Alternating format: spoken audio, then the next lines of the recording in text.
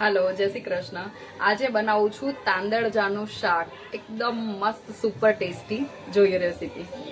જો સરસ કૂણી તાંદળજાની ભાજી લઈ લીધી છે અને એને બરાબર મેં સાફ કરીને ધોઈ લીધી છે. હવે આપણે શાકમાં નાખવા માટે લસણના મોટા ટુકડા લીધા છે, મીડિયમ તીખા એવા મરચાના ટુકડા છે, ટામેટા અને રીંગણ. વઘારની અંદર રાઈ અને જીરું સાંતળીને એની અંદર આપણે હિંગ નાખી દઈએ અને ત્યાર પછી આપણે બધા શાકભાજી એની અંદર એડ કરી દઈએ. શાકભાજી આપણે આપણી ચોઈસ પ્રમાણે વધારે ઓછા લઈ શકીએ છીએ, આનાથી ઓછા લેવા હોય તો પણ ચાલે. અને એને સહેજ આપણે સાંતળી લઈએ અને પછી એની અંદર હળદર અને મીઠું નાખીને એકાદ મિનિટ માટે હજી આપણે એને સંતળાવા દઈએ. જો હવે બરાબર સંતળાઈ ગયા છે એટલે એની અંદર આપણે જે તાંદળજાના પાંદડા જે આપણે ધોઈને સાફ કરી લીધા છે એ એડ કરી દઈએ.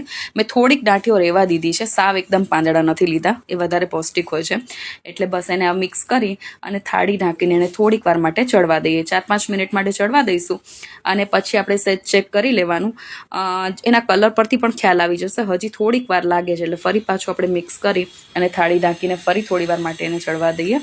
અને 3-4 મિનિટ પછી ઓલમોસ્ટ જો સરસ મજાનું આપણું શાક જે છે એ તૈયાર થઈ ગયું છે. હજી થોડું પાણી વધારે લાગે છે એટલે એને થોડુંક આપણે પાણી બળવા દઈએ અને એની અંદર મસાલામાં ખાલી ધાણા પાવડર ને સહેજ લાલ મરચું નાખવાનું છે, કારણ કે આપણે લીલા મરચાં નાખ્યા છે એટલે એની જ તીખાશ ખૂબ સરસ આવશે. બરાબર આપણું શાક સંતળાઈ ગયું છે. આમ જો ચેક પણ કરી શકાય, બરાબર બધું જ પાણી બળી ગયું છે. સહેજ રહેવા દેવાનું કારણ કે એ થોડુંક ખાવામાં સરસ લાગે. તો સરસ આપણું તાંદળજાની ભાજીનું શાક રેડી છે અને આપણે સર્વિંગ પ્લેટમાં કાઢી લઈએ. ખૂબ સરસ ટેસ્ટી બનતું હોય છે, જરૂરથી ટ્રાય કરજો. આવજો.